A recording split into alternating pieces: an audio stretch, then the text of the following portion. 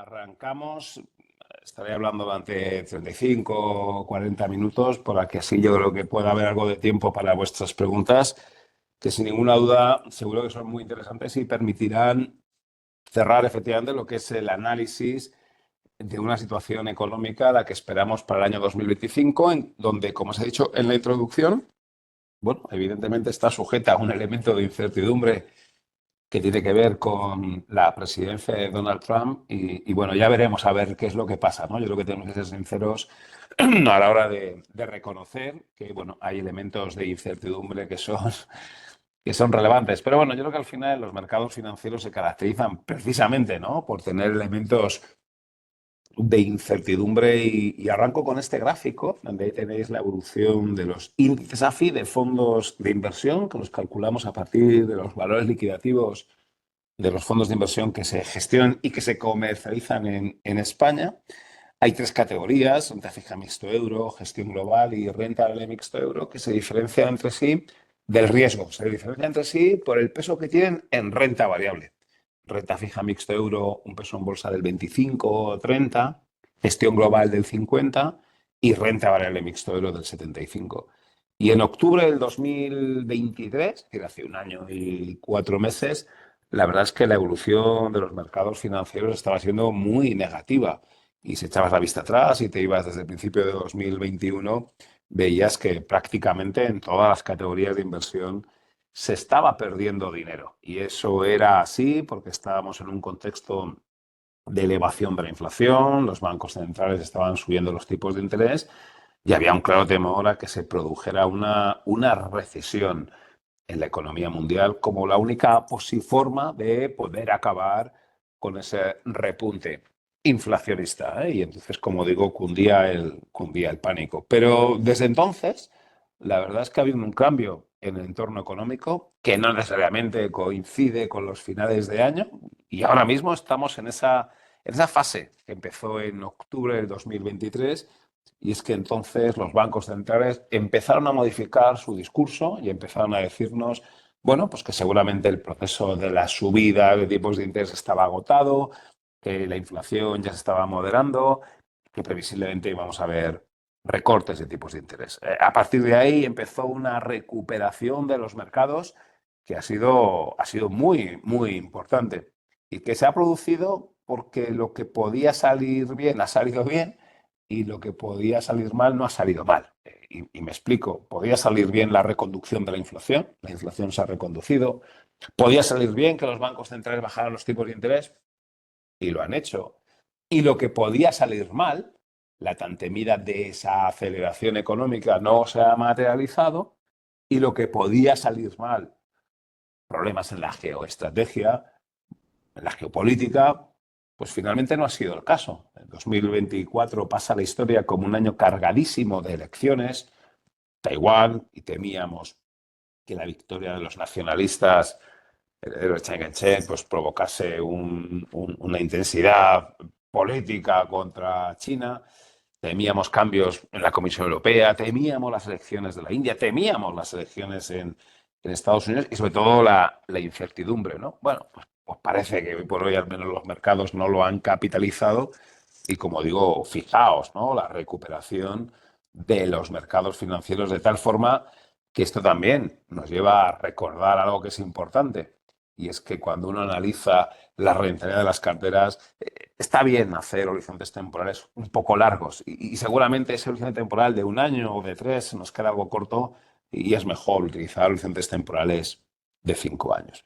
Bueno, 2024, perdón, es un año que pasa a la historia como un año mejor de lo esperado, con ganancias, salvo la bolsa mexicana, la bolsa brasileña, el yen, del que luego hablaremos, y un poco la bolsa francesa, pero poco más. El resto de los activos se han revalorizado de forma importante y una cartera mixta pues gana entre un 5 y un 10%. Y 2024 ha sido incluso mejor que 2023, que ya fue un año muy bueno. Aunque hay una matización, y esto es algo en lo que yo quiero llamar la atención porque es un reflejo de ese título, de las divergencias, ¿no? Yo creo que se ha puesto de manifiesto que Europa es una cosa y Estados Unidos es otra, en la economía y en los mercados financieros. El pasado año, las carteras mixtas con sesgo europeo, renta fija mixto euro, renta variable mixto euro, pues lo han hecho peor que un renta fija mixto internacional o que un renta variable mixto internacional. Y es que tener sesgo europeo en las carteras ha lastrado. Ya lastrado por el peor comportamiento relativo del Eurostox. Un Eurostox que apenas se ha revalorizado el pasado año un 8% contra un 23% del S&P. Esta es una divergencia histórica. El Standard Poor's ha subido muchísimo por las famosas siete magníficas. De hecho, el Nasdaq ha hecho un más 28. Y el Standard Poor's se ha quedado atrás por el CAC 40. Un CAC 40 que ha caído y que pone de manifiesto los problemas que tiene Europa. No solo es un problema de crecimiento económico, que trae asociado problemas de déficit público, de deuda pública, sino también problemas políticos y seguramente se autoalimentan. Y en Francia hemos tenido unas elecciones, unos resultados electorales, bueno, pues que ponen de manifiesto que hay un punto de inestabilidad política que, como luego veremos, se ve plasmado en la prima por riesgo de Francia, que sitúa por encima de España. Luego hablaré. Pero ahí lo tenemos, ¿eh? Las divergencias macro como título de esta ponencia y su reflejo en los mercados financieros. El Standard Poor's 500 contra el CAC, pero también el tipo de cambio. Fijaos la evolución del dólar. El dólar se ha revalorizado contra todas las monedas o el euro se ha depreciado como reflejo de esa diferente posición del ciclo económico y nosotros somos partícipes de eso, ¿no? Y debemos reconocer que cada vez tenemos más peso en nuestras carteras en bolsa de Estados Unidos, aunque solo sea porque la bolsa de Estados Unidos representa el 50, el 60% de la bolsa mundial y creciendo y por tanto vamos y llevamos cada vez más dinero a la bolsa de Estados Unidos, pero no solo la capacidad de crecimiento de la economía de Estados Unidos, el diferencial positivo de tipos de interés, son elementos, el efecto refugio, el carácter refugio del dólar, son elementos que permiten esa apreciación del dólar. El dólar está sobrevalorado y eso lo tenemos muy claro, pero puede seguir sobrevalorado porque el atractivo para los flujos de inversión en cartera indirecta y directa de Estados Unidos es clarísimo, ¿no? Y a lo que se decía en la introducción, ese Trump y ese Make America Great Again, bueno, pues seguramente sea un motor de repatriación de capitales hacia Estados Unidos y un motor dinamizador del dólar. Solo hay una moneda contra la que el euro se ha apreciado y es una moneda que es el yen. Japón sigue teniendo los tipos de interés muy bajos y eso favorece esas estrategias de carry trade que han provocado pues que el yen salga un pequeño episodio de volatilidad sobre el que luego llamaré la atención. Tuvimos ahí en agosto, porque una de las características del pasado año es que ha habido importantes revalorizaciones en los mercados con muy poca volatilidad. Apenas ese episodio que tuvimos en agosto asociado al cierre de estrategias carry trade y que, por cierto, un factor de riesgo para este año, y tenemos que advertir de ello, es que el Banco de Japón va a subir los tipos de interés. Es otra de las divergencias en este diagnóstico y en este análisis de las divergencias. Una es Japón, en donde el Banco de Japón va a subir los tipos de interés y el resto los van a bajar. Bueno, abajo ahí están los dos gráficos, comparación renta fija mixto euro contra renta fija mixta internacional. Y se ve claramente la diferencia en la evolución de sendos mercados. Y como decía, y esto es una lección importante, la diversificación internacional de las carteras está aportando rentabilidad. Hay que abandonar el sesgo doméstico en las carteras, especialmente si eres europeo, y adoptar un sesgo mucho más internacional. De aquí lo que quiero llamar la atención es cómo en la parte final del año nos dejó cierto sabor agridulce el mercado de renta fija. El repunte de los últimos días de los tipos de interés provoca que el saldo anual de la inversión en un bono de deuda pública haya sido menos rentable que en un fondo monetario. Un fondo monetario el año pasado dio un 3, 3,5 y la deuda pública dio un 3. Buy and hold, comprar un bono de duración 10 y dejarlo en cartera no ha sido tan rentable el pasado año como lo ha sido la inversión en un monetario. Lo que ha sido rentable el pasado año ha sido estrategias activas en duración, ¿no? Son todas las lecciones del pasado año y que entendemos que sigue siendo atractivo. Lo que ha funcionado muy bien el pasado año es el high yield. No está habiendo impagos empresariales, lo hemos comentado. La economía mundial evitó la recesión en el 2023, evitó la desaceleración en el 24. La economía mundial crece a tasas por encima del 3% y no está habiendo impagos empresariales, ¿no? Tenemos que frotarnos los ojos, a pesar de la subida de los tipos de interés, la verdad es que no hay impagos empresariales.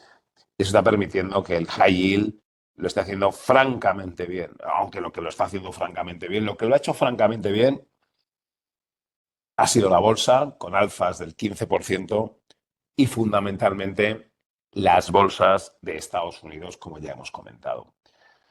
El mundo sigue creciendo y seguramente siga creciendo este año a la misma tasa que el pasado. Es verdad que con esa divergencia que ya he comentado, una cosa es Estados Unidos y otra cosa es la zona euro, con un factor de riesgo que se llama Japón y la posibilidad de que suban los tipos de interés a diferencia de otros bancos centrales, y con el riesgo de un repunte de inflación.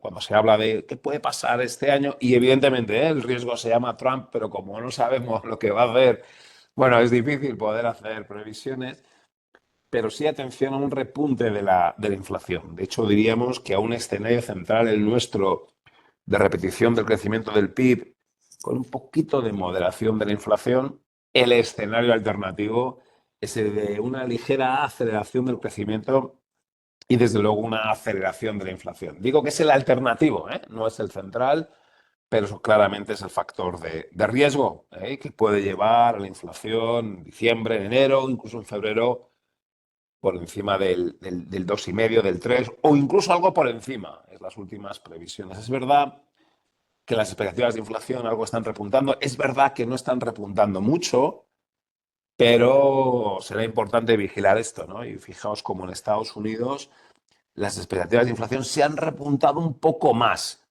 que en Alemania y están por encima del 2%. Las expectativas de inflación como analista, como macroeconomista, es relevante señalar, cuidado con la inflación, no vaya a ser que repunte y no vaya a ser que al menos en Estados Unidos se incumpla ese objetivo de regresar hacia esa inflación del 2% y nos veamos en una inflación del 3% y nos veamos en una cierta imposibilidad en Estados Unidos para reconducir la inflación al 2% y eso lleve a que la Fed ya no baje más los tipos de interés, ¿no? Las expectativas de inflación es algo tremendamente útil como analista, pero también como gestor de carteras. Y lo que estamos haciendo en muchas carteras es incorporarlo como activo de cobertura, ¿vale? Y eso es una cosa sobre la que sí que queremos llamar la atención, que me sirve, como digo, para un escenario de moderación de la inflación. El riesgo es que la inflación no modere, sobre todo en estos primeros meses del año. Y ante eso, bueno, pues podemos ponernos largos en expectativas de inflación como activo de cobertura. He comentado que ni ha habido recesión en el 23, ni ha habido aterrizaje suave en el 24. La economía mundial resiste y para el próximo año pues podemos contemplar un crecimiento también del 3,3%, con un área euro donde se espera una ligera recuperación pero muy débil, con Estados Unidos donde se podría desacelerar un poco pero va a seguir siendo la economía más dinámica. Y en los emergentes seguimos dependiendo mucho de China y de Estados y de India. Pero me ha podido, el inconsciente sigue siendo Estados Unidos la economía más dinámica. Y fijaos esa evolución tendencial, cómo ha sabido sortear rápidamente las crisis y experimentar un crecimiento acumulado por encima del potencial. Como digo, este año vamos a tener un crecimiento de la economía mundial al 3,3, con una moderación de la inflación adicional, aunque moderación de la inflación, con algo de riesgo al alza, ya lo he dicho, pero el escenario central es que, salvo el Banco de Japón, bajen los tipos de interés de los bancos centrales. ¿Cuánto? Bueno, 2 veces más la Fed, 2 veces más el Banco de Inglaterra, pero entre 3 y 4 veces el Banco Central Europeo, que se enfrenta a un cuadro macroeconómico más débil. Una Alemania que está en recesión, una Francia que crece muy débil, una Italia que crece débil, y menos mal que crece España un 3%. El BCE seguramente ponga los tipos en el 2%, porque Europa necesita más estímulo monetario. El gran temor es si finalmente la Fed no baja tipos, wow, igual el BCE no puede hacerlo, porque el euro se le depreciaría mucho, eso le generaría inflación y nos damos cuenta de que en un mundo global ahí no puede haber tanta divergencia, porque si no baja tipos el BCE, la Fed, seguramente no pueda bajarlos el BCE y eso sería una muy mala noticia para Europa. Oye, si la Fed baja 2, aquí bajaremos 4 y el BOJ, como decía antes, a su aire. No ha habido riesgos geoestratégicos, no se han materializado los riesgos geopolíticos. Basta que digamos esto para que a partir de ahora se líe. Pero fijaos, y esto puede parecer un matiz, pero se ha girado de riesgos geopolíticos a riesgos comerciales. Yo creo que este es el punto sobre el que tenemos que hablar. Ya no hay tanto la incertidumbre de quién va a ganar en Estados Unidos, de quién va a ganar en la India, de quién va a ganar en Taiwán, sino qué va a hacer Trump. Y ahí está el temor. Y el temor es que haya imposición de aranceles. Fijaos este gráfico que interesante, como de los riesgos geopolíticos a los riesgos comerciales, ¿eh? Y este es un punto sobre el que hay que llamar la atención. Hay que llamar la atención sobre la elevada deuda pública, sobre la elevada carga de interés de la deuda pública. Esto no es nuevo, pero es un factor de riesgo que hay que vigilar. Y hay que vigilarlo porque, bueno, pues porque es alta y porque deja sin margen de actuación a la mayoría de los países desde el punto de vista del estímulo fiscal, salvo un caso, salvo Alemania. Y este es un debate, sobre el que podemos entrar. ¿Debe Alemania incentivar la política fiscal expansiva?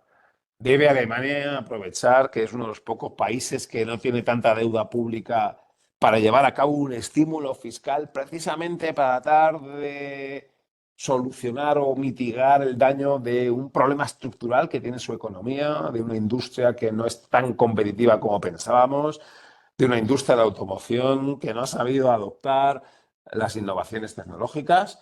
Es un debate súper interesante y que sé que es un debate que desde luego hay posturas muy enfrentadas. Es el único de los pocos países que mantiene el AAA, que tiene margen de actuación, a diferencia de lo que está pasando al Reino Unido o a diferencia de lo que le está pasando a Francia, que van perdiendo calidad crediticia, a diferencia de lo que le está pasando, atención, a Grecia, a Portugal, a España.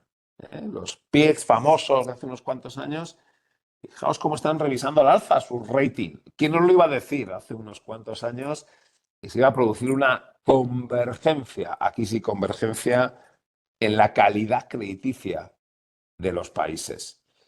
Este me parece uno de los gráficos más importantes en los últimos meses, como la prima por riesgo de Francia ha subido y está por encima de España, en un contexto en el que ha bajado la de Italia y ha bajado la de España. ¿Quién nos lo iba a decir? Pero esto es un elemento súper relevante que estamos aprovechando, para incrementar posición en Francia. Ya no solo tenemos deuda pública española o italiana aprovechando su mayor TIR, sino también la francesa. Es obvio que es un factor de riesgo. La política francesa, la incapacidad de crecer, la elevada deuda pública, es un factor de riesgo, pero es una oportunidad el hecho de que Francia esté pagando más que la deuda pública española. Bueno, de emergentes también veremos recortes de tipos, salvo tal vez Brasil y México, ¿eh? Y esto tiene que ver con lo que se decía al principio, ¿eh? Seguramente Europa podemos sufrir de los aranceles de Trump, pero seguramente Brasil y México sufran más, y sobre todo México. Y lo estamos viendo, ¿eh? El real brasileño, el peso mexicano se están depreciando de forma muy, muy, muy intensa y con ello sus bolsas están cayendo de forma muy intensa. Entonces sí que estamos aprovechando para hacer alguna apuesta táctica y hacer alguna compra puntual de sendos mercados, siendo conscientes, ¿eh? de que son mercados que pueden sufrir por esa política arancelaria de Estados Unidos. El otro mercado sobre el que hay que hablar es China, ¿no? Al final, China es una economía que acumula ciertas dudas sobre su burbuja inmobiliaria, sobre la incapacidad de las familias, del consumo de tomar el relevo a la demanda externa en el crecimiento económico. Las autoridades van a tomar medidas de estímulo fiscal y monetario. Es obvio que China va a sufrir la imposición de aranceles. Bueno, esas medidas de estímulo han permitido una subida de la bolsa china en los últimos meses, pero que no oculta el clarísimo peor comportamiento relativo de los últimos años, ¿no? Y bueno, China como la bolsa china, perdón, como un termómetro de las dudas que se acumulan en torno a la economía china y no tanto a la economía de la India, en donde el gráfico de la derecha, que es su principal índice bursátil, se observa una muy fuerte revalorización. Claro, fijaos las divergencias.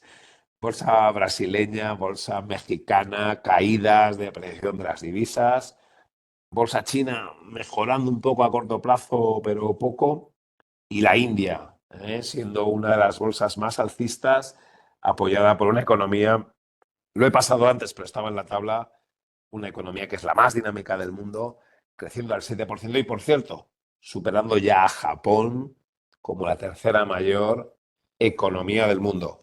El mundo de las divergencias que se ve en variables económicas y en variables financieras. Una pregunta que es relevante, que se nos suele hacer, oye, ¿qué le pasa al Euribor 12 meses, ¿no? Un Euribor que ha bajado, ahora ha subido últimamente, está en la zona del 2,40. Os recuerdo que el tipo de intervención del BCE, la facilidad de depósito, está en el 3.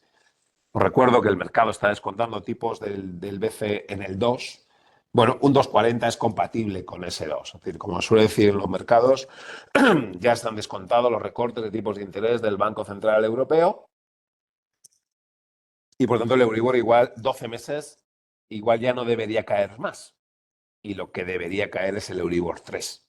Lo que estamos viendo es que se está reduciendo la pendiente invertida de la curva. El tramo monetario de la curva europea tenía pendiente negativa, ha sido muy negativa ante la expectativa de recorte de tipos, y a medida que el BCE va recortando, el Euribor 3 meses va bajando, y que nos acercamos al final del proceso de bajadas de tipos, seguramente este año en el 2%, el Euribor 12 ya no cae más, y por eso la pendiente está reduciendo su signo negativo y seguramente sea cero. El Euribor 12 ya seguramente no caiga, y lo que puede caer sea el tramo corto, ¿no? Una pendiente positiva en la curva que deberíamos ver en primavera. Las materias primas hay que vigilarlas, sobre todo por ese potencial repunte en la inflación. No sé si se ve muy bien aquí, pero es que el año pasado, ese tramo final del año, tuvimos una fuerte caída del precio del petróleo, que es lo que ahora está provocando el efecto base interanual de la energía, pero es verdad que luego ya compararemos con un petróleo más alto, sobre todo en primavera, ¿no? Por lo tanto, en primavera sí veremos una inflación moderándose, salvo que haya efectos de segunda ronda, y eso debería llevar a los bancos centrales a bajar los tipos de interés. Pero, como digo, será en primavera, ¿no? Evolución del precio de distintas materias primas, los metales han corregido un poco, bueno, ante ciertos temores o dudas sobre la salud de la economía china. Y otra divergencia importante la vemos en el precio de los alimentos. Aquí ha habido evoluciones muy, muy, muy diferentes, con encarecimientos del cacao y del café estratosféricos, dos gráficos de arriba, y caídas en algunos alimentos como trigo, como maíz, como soja y como algodón, ¿no? Divergencias en el mundo de las materias primas, clarísimo. Otro elemento sobre el que me gustaría llamar la atención, y lo he dicho antes, ¿no? Al final, el año ha sido muy poco volátil, y el arranque del año también lo está siendo, muy, muy, muy poco volátil. Me gustaría llamar la atención, y es lo que hacemos nosotros con nuestros clientes a los que asesoramos o gestionamos carteras o invierten en nuestros fondos, es, oye, no, no, no, lo del 2024 ha sido extraordinario, ¿eh? Ni los mercados suben tanto y sobre todo con tan poca volatilidad, ¿eh? Que yo creo que todavía es, pero cuando hablas de los factores de riesgo, que hay un montón, coño, ¿cómo es posible que el mercado no esté volátil? Bueno, pues no lo sé, ¿no? Pero es verdad que estamos en un entorno de volatilidad por debajo de las medias. Ahí pongo los niveles de volatilidad actual y los niveles de media y salvo en tipos de interés que se ve mejor aquí, salvo los tipos de interés que están en línea con la media, es verdad que los tipos han tenido cierta volatilidad. Bueno, la verdad es que en el resto de los mercados tenemos una volatilidad que es bastante baja, es bastante reducida. En todos los mercados. Hemos tenido el episodio de volatilidad este año, hay un poquito en abril, el spike de volatilidad, sí, de agosto, y ese sí que tenemos que comentar, y antes lo he anticipado, que estuvo asociado al cierre de carry trades, ¿verdad?, del yen ante la subida de tipos de interés. Ese es un factor de riesgo este año. La posibilidad de que el Banco de Japón suba tipos y eso provoque una apreciación del yen. Y bueno, de eso es de lo que tenemos que hablar, ¿no? Tenemos que hablar de Trump y los aranceles, tenemos que hablar de la salud de la economía china, tenemos que hablar del riesgo político en Francia y en Alemania, tenemos que hablar del riesgo de un potencial repunte inflacionista y de que no bajen tipos los bancos centrales. Y tenemos que hablar del riesgo de que el yen se aprecie ante el cierre de estrategias carry trade, ante la subida de tipos de interés de Japón, pero que pilla al mercado en un entorno de baja volatilidad, que está llevando a muchos gestores que gestionen en base a VaR a tener un nivel de riesgo en sus carteras más elevado de lo habitual, ¿eh? Porque es verdad, si con la bola de los mercados es más bajo de lo habitual, pues tu cartera tiene ceteris paribus asset allocation, pues más volatilidad, ¿eh? Y eso te anima a incrementar el riesgo. Hasta que de repente un día empiece a subir la volatilidad, ya hay que desmontarlo todo, ¿no? Porque como digo, en todos los activos la volatilidad está siendo relativamente reducida, salvo lo comentado en el caso de la renta fija. Pero es que fijaos, ¿eh? En el caso del petróleo están bajando, ¿no? El crecimiento económico, ya lo he dicho, en 2025 seguramente tengamos una repetición del ritmo de crecimiento de la economía, 3,3, podría ser más alto, pero bueno, no está mal. La inflación en 2025 será un poquito más baja que en 2024, no mucho más baja, pero un poquito más baja, aunque el riesgo es que repunte. Bajadas de tipos de interés, como ya hemos comentado, y el dólar se debería depreciar, como ya he dicho, ¿eh? El dólar está sobrevalorado, nivel de equilibrio es zona de 1,20, 1,25, pero es verdad que no termina de hacerlo, ¿no? Porque Estados Unidos es más dinámica, sus mercados financieros suben más, tiene más tipo de interés y demás, pero bueno, en nuestras previsiones contemplamos la posibilidad, como digo, de que el dólar se deprecie. Crecimiento del beneficio por acción. Antes he comentado que una de las características o una de las sorpresas positivas está siendo la capacidad de resistencia del ciclo económico mundial, que se refleja en la salud financiera de las empresas. Por un lado, no está habiendo impagos, de ahí que esté funcionando tan bien el high yield. Y por otro lado, están subiendo los beneficios empresariales. No de forma espectacular, pero están subiendo. El año pasado, 24, los BPAs subieron al 6,6. Destaca el Nasdaq, 13,7. En otros mercados las subidas han sido un poquito más modestas. Para este año se esperan subidas del 12% del beneficio por acción. Para el próximo año se esperan subidas del 11,4% y por lo tanto podríamos decir que el contexto para el beneficio empresarial es favorable. En las siguientes páginas tenéis la evolución de las previsiones, tenéis dato a dato, país a país, para ver que hay ciertas divergencias. No son espectaculares, pero hay ciertas divergencias. Lo del Nasdaq sigue siendo la maravilla, ¿eh? Sigue siendo el mercado donde más crecimiento del beneficio por acción se produce. Hubo su pequeño bache ahí en el 22, pero ha quedado absolutamente superado, como os decía, ¿no? En el 22 cayó el 6,3, pero ha sido absolutamente superado. BPA creciendo. ¿Cuál es el problema de la renta variable? Pues claramente la valoración. Podemos discutir qué ratio de valoración hay que utilizar. Nosotros utilizamos el PER y más concretamente el PER forward, es decir, no tenemos en cuenta el BPA de los últimos 12 meses, no usamos el PER trailing, tampoco usamos el BPA de los últimos 10 años, es decir, no usamos el PER CAPE de Shiller, sino el PER forward teniendo en cuenta los beneficios del próximo ejercicio. Claro, fijaos el PER. El PER está en la zona de 20,7, de 21. Hace un año estaba en la zona de 18,5. Y por lo tanto sigue alejándose de la media histórica que era, o que es, 15,4. Tenemos el corazón partido, como suele decir en las bolsas. El cuerpo nos pide estar largos en bolsa. El ciclo económico crece, los BPAs crecen, los tipos pueden bajar un poco más, pero es que están caras las bolsas. Es que están sobrevaloradas. Es verdad que están muy sobrevaloradas por un efecto del Nasdaq. El Nasdaq está en 34,7.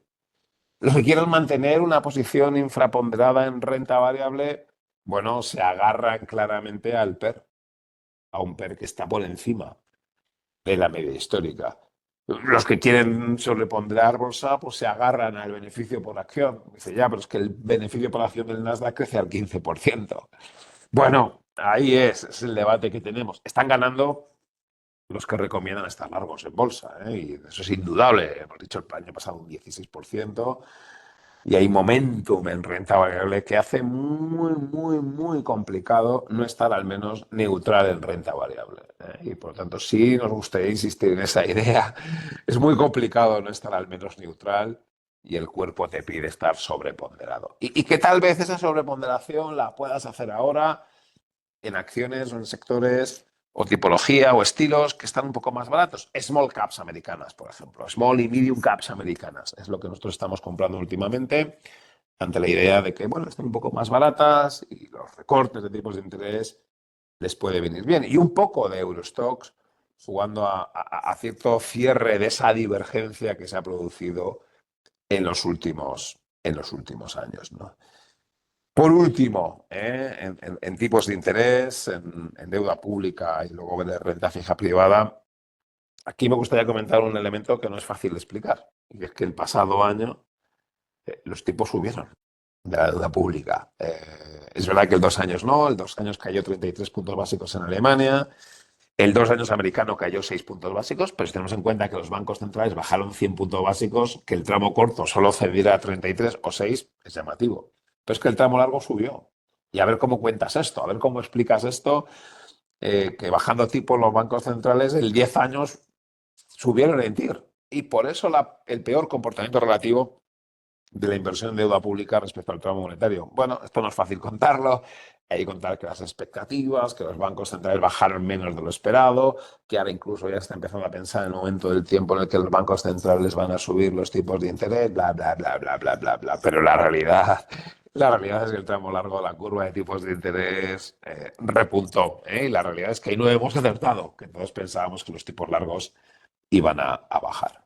Bueno, que los tipos largos hayan subido con los tramos cortos bajando han permitido que haya un aumento de pendiente y que la curva haya abandonado esa pendiente negativa. Y aquí sí me gustaría pararme porque me parece súper relevante. En los 2 últimos años se ha hablado mucho, lo he dicho antes, riesgo de recesión, riesgo de desaceleración asociado a que el mercado siempre acierta y que una pendiente invertida de la curva es un predictor de una recesión. Bueno, pues no ha sido así. Y no ha sido así porque, en cierto modo, una pendiente invertida de la curva no es ningún anticipador de la recesión. Una pendiente invertida de la curva es un predictor de recortes de tipos de interés de los bancos centrales. Y habitualmente los bancos centrales recortan tipos cuando hay recesión. Pero no significa que el mercado descuenta recesión. Lo que descuenta es recorte de tipos. El mercado ha acertado. Finalmente los bancos centrales han bajado los tipos de interés, si bien han bajado más tarde los tipos de interés. Por lo tanto, ¿el mercado ha acertado? Sí. La pendiente invertida de la curva lo que estaba descontando es recorte de tipos de interés. Sí, pero más tarde de lo que inicialmente se pensaba. Ahora, aquellos que decían que la pendiente de la curva era un indicador adelantado de que venía recesión, lo tienen que quitar, de su lista de señales de alarma. ¿Eh? Hoy la pendiente es favorable, hoy la pendiente es positiva. No puedes utilizar la pendiente de la curva, si es que la utilizabas, como un argumento de riesgo de recesión. Ya he hablado de los diferenciales, ya he hablado de esa circunstancia curiosa, y a mí me parece que esto está muy bien para Italia y España en un contexto de subida de tipos de Alemania y de repunte de spread de Francia, que España e Italia hayan cedido el spread, me parece súper importante. Debo reconocer que si hace 6 meses me dices que van a subir el Bund y la prima por riesgo de Francia, te diría que la de España y la de Italia van a subir más. Bueno, pues todo lo contrario. Han incluso bajado, que se ve muy bien, ¿no? El spike de spread de Francia desde mediados de junio y cómo hoy está por encima y sin embargo España está por debajo a pesar de que el 10 años alemán está por encima en ti. Bueno, bueno, curva de yenes no la seguimos porque estemos pensando que hay que comprar buenos yenes, sino por poco lo que decía, el factor de riesgo que hay que vigilar claramente es que le va a pasar al Banco de Japón, y a ver si va a subir mucho los tipos de interés. Lo utilizamos como una señal de alarma. Los spreads en renta fija privada por debajo de las medias. ¿Es esto una burbuja? Bueno, no lo sé. Pensamos que no, porque no está viendo impagos. De hecho, dejadme que os cuente este gráfico que me parece fantástico, que es la TIR, o sea, la rentabilidad, perdón, que se gana en high yield, TIR menos impagos, está en máximos. No porque la TIR lo esté, sino porque los impagos están en mínimos. Por lo tanto, las valoraciones del high yield, que son caras, digámoslo claramente, se soportan en unas menores comisiones, perdón, en unas menores tasas de impago. High yield no nos gusta, aunque nos estamos equivocando porque los spreads están por debajo de la media, nos siguen encantando y mucho la renta fija subordinada, los cocos bancarios, los híbridos corporativos nos encantan. Una TIR en la zona del 6,5 es uno de esos activos que ponía al principio que en el año están experimentando una súper revalorización y que a nosotros nos siguen pareciendo súper interesantes y que estamos muy largos en ese tipo de activos de renta fija. Y por último, y ya lo he comentado, pero por tener el gráfico y como factor de riesgo, el yen. El yen y el riesgo de que se deprecie contra el dólar fundamentalmente, supere esos niveles que tuvimos en agosto y también contra el euro. Y por mi parte, aquí termino, hago un resumen muy rápido y dejo paso a las preguntas, pero básicamente es que el entorno económico, sin entrar en el riesgo de Trump, es que es relativamente favorable. No es espectacular, pero es favorable. Un crecimiento del PIB mundial del 3,3. Ni se produjo la recesión en el 23, ni la desaceleración en el 24. Años en el que se podía haber producido por la subida de los tipos de interés. Pues bien, ahora que los tipos son más bajos, ante la moderación de la inflación, pues tiene pinta de que el mundo no se debería desacelerar. Es más, el escenario alternativo es que tengamos una cierta reaceleración del ciclo, un cierto repunte inflacionista y que eso lleve a los bancos centrales a no bajar los tipos de interés y a provocar un cierto repunte del tramo largo de la curva de tipos de interés que sin ninguna duda había que aprovechar para alargar duraciones. La salud de las empresas está muy bien, de ahí que los BPAs crezcan, de ahí que no haya impagos y de ahí que las bolsas y la renta fija privada, especialmente el high yield, hayan volado, como se suelen decir, hasta niveles de sobrevaloración, tanto la bolsa como el high yield.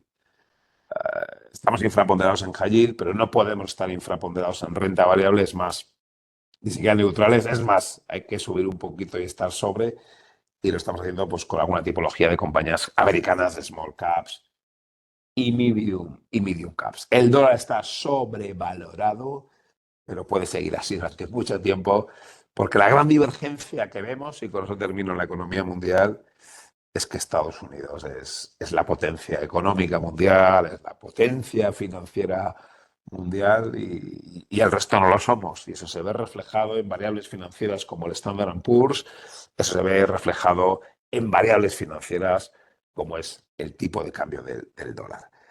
Esperamos que el BCE recorte 4 veces el tipo de interés, lo lleve hasta el 2% y que el Euribor ya no baje más, porque un Euribor en la zona del 2,40 ya está descontando, en gran medida ese recorte del BCE. Y sí, nos quedamos con esa señal relativamente positiva para España e Italia, que es que el spread esté cayendo a pesar de que está subiendo el spread en Francia.